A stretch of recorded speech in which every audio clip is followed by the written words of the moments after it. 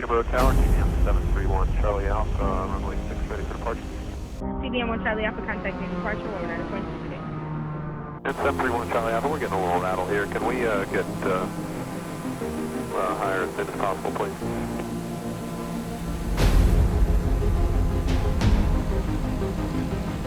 Moderate rime ice in the climb. And left parking, go to 72. Light rime and light shop. I don't know, I think he's descending. And 731 Charlie Alpha, it's a clip. Charlie Alpha, New York.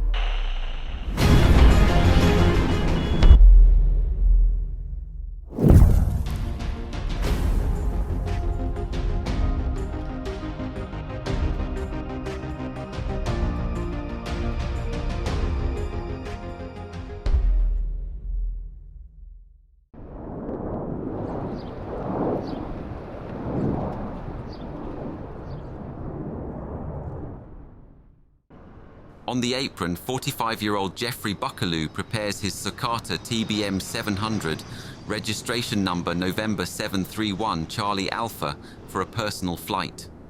With his 4 passengers and the family dog safely on board, he carefully runs through the startup procedures. Shortly thereafter, as the engine spools up, ATC clearance is given to taxi to runway 06 at 9:43 a.m. Roger, TBM 731 Charlie Alpha, runway 6, taxi via Juliet, Lima, Golf, Quebec. Juliet, Lima, Golf, Quebec, on the way to 641 Charlie Alpha, thanks. An IFR flight plan, filed by Jeffrey at 7 a.m. that morning, outlines a 2-hour and 20-minute journey to Atlanta, Georgia, covering a distance of approximately 665 nautical miles. The Buckalew family, along with a family friend, plans to spend the Christmas holidays in Atlanta to enjoy festive celebrations before returning to New York. Jeffrey Buckalew holds a private pilot certificate for single-engine land and instrument flight, with 1,400 flight hours to his name. He is a managing director at Greenhill & Co., a prominent investment bank in New York City. Accompanying him on this journey is his close friend and business associate, 36-year-old Rakesh Chawla, who is also a managing director at Greenhill & Co. The other passengers include Jeffrey's wife, Corinne, aged 45, and their 2 young children, Jackson, aged 9, and Meriwether, aged 6. At 9:48, Jeffrey reports that he is ready for departure, and clearance was subsequently issued for runway 06. Peterborough Tower, TBM 731 Charlie Alpha, runway 6 ready for departure. TBM 731 Charlie Alpha, Peterborough Tower, 135 at 8, runway 6, clear for takeoff. Clear to go, 1 Charlie Alpha.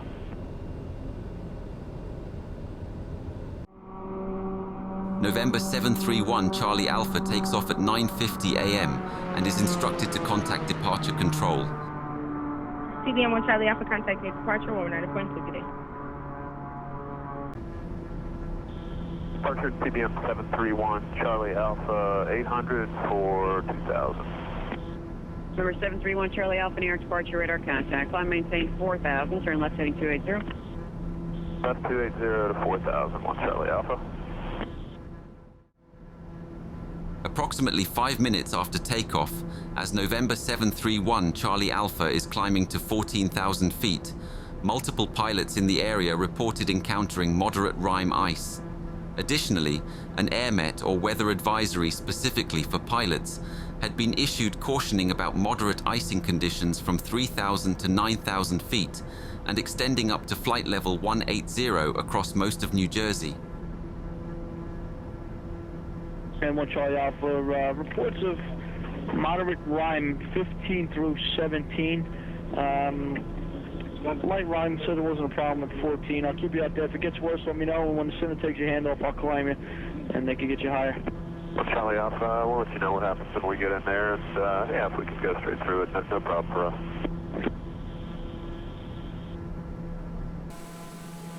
Despite the reports of moderate rime ice, Jeffrey remains confident in his TBM 700's ability to handle the reported icing conditions. The aircraft is equipped with advanced de-icing systems, including de-icing boots on the wings and a heated propeller, designed to prevent ice buildup and ensure safe flight operations in such weather. Roughly 3 minutes after the previous radio transmission, New York ATC instructs November 731 Charlie Alpha to climb to and maintain 17,000 feet. 1 Charlie Alpha, climb maintain 17,000, New York Center 134.6. Going to 34.6 on the way up to 17,000. 1 Charlie Alpha, we're just entering the DMC, right, or the IMC right now. As Jeffrey confirmed that he is entering IMC conditions, reports of moderate to severe icing flood in from various airline pilots in the area. Air traffic controllers quickly realized that the situation is far worse than anticipated. Okay, we're starting to pick up some ice, sir. Roger, Eagle Flight 4654, climb and maintain 17,000. Reports of light to moderate rime ice in the climb. Where is that severe icing in relation to us? It's actually all along the area. I've had pretty much everyone I'm talking to has had at least light to moderate, and I've had one report. And West Park, you can go to 7. Before we go, we've got light rime and light chop. When New York Center made contact with November 731 Charlie Alpha, Jeffrey confirmed that he was also beginning to experience icing. Our 731 Charlie Alpha, I will have higher for you as soon as I can. You will get some light icing there at 17,000.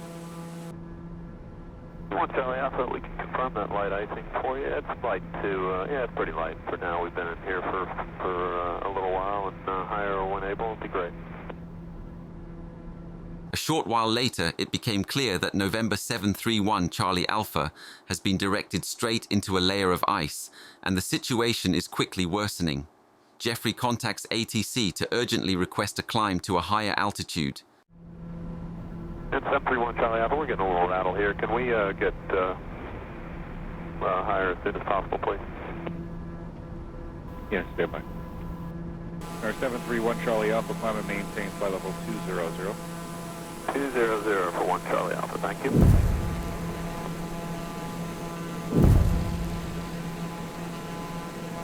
Roughly 2 minutes after November 731 Charlie Alpha was cleared for 20,000 feet, a distressing last radio transmission is made by Jeffrey.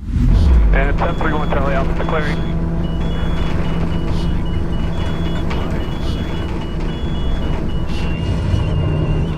731 Charlie Alpha, New York. Hey, you see that code 1031? I think he's having trouble with the icing. He is, I don't know, I think he's descending. Oh, he's just doing it on his own? I think he doesn't want to be. Okay, so it's 1031? Yep. Okay, yeah, I'm not getting an altitude readout on him, but... Okay. Okay, I'll keep it in. I'll keep him away. No, 731 Charlie Alpha, New York.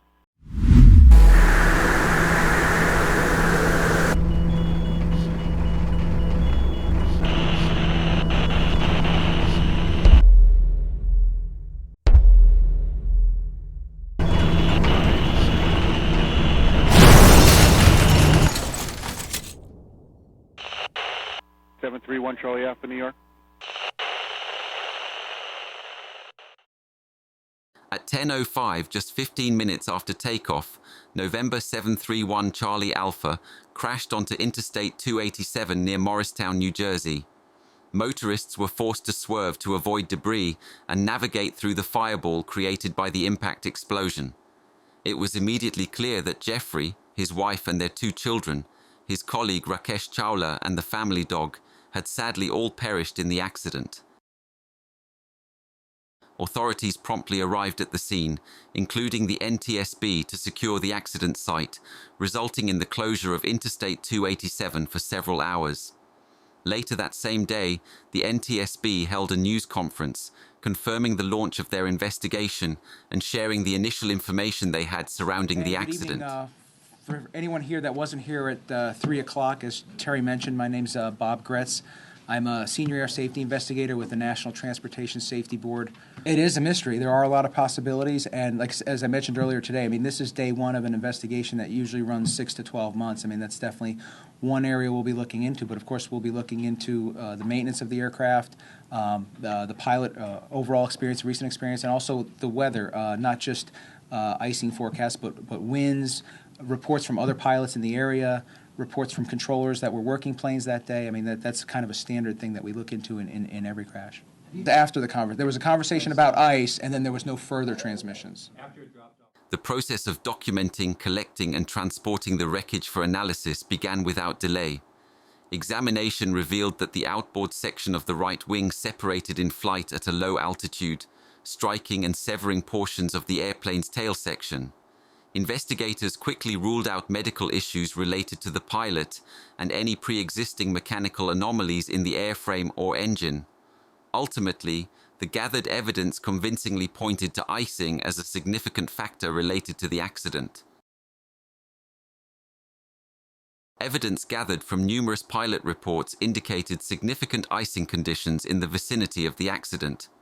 American Airlines Flight 1855 encountered severe rime ice between 14,000 and 16,500 feet, with the pilot later telling investigators that these were the worst conditions he had experienced in 38 years of flying.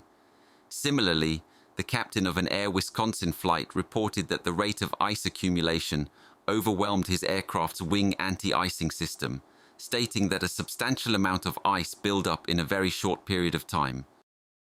These pilot reports coincided with numerous weather reports, all indicating conditions conducive to icing. Additionally, a recorded conversation among air traffic controllers further underscored their concerns about the severe icing conditions.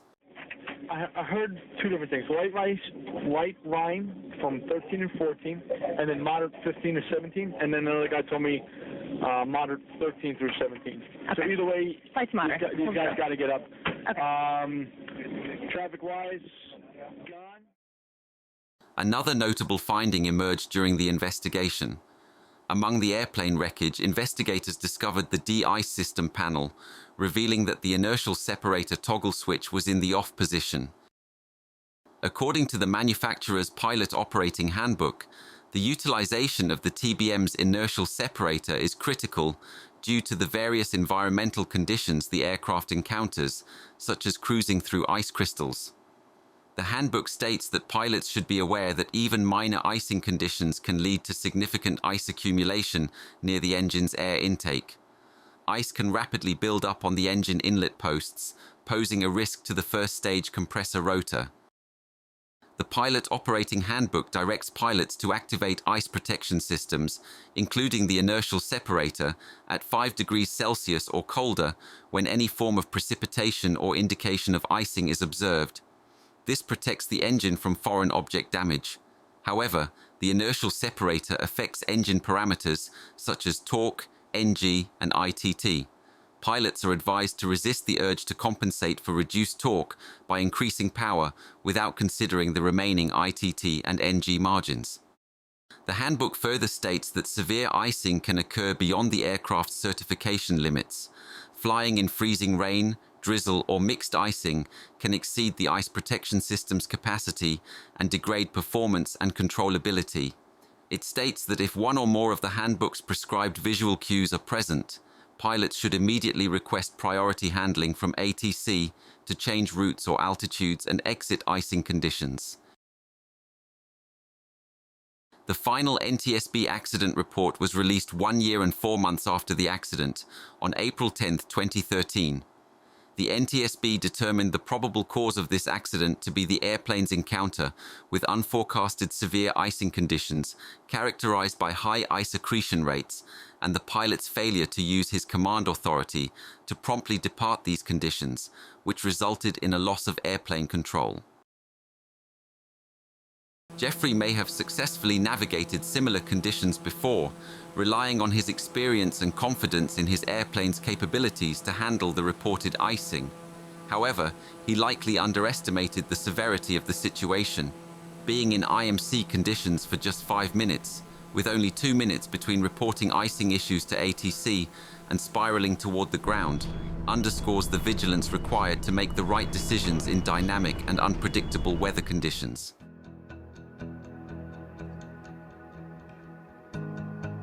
This devastating loss of an entire family and a close friend, who was also a husband and father of 3 daughters, highlights the profound impact of this tragedy. May this heartbreaking accident serve as a crucial lesson to prevent similar occurrences in the future.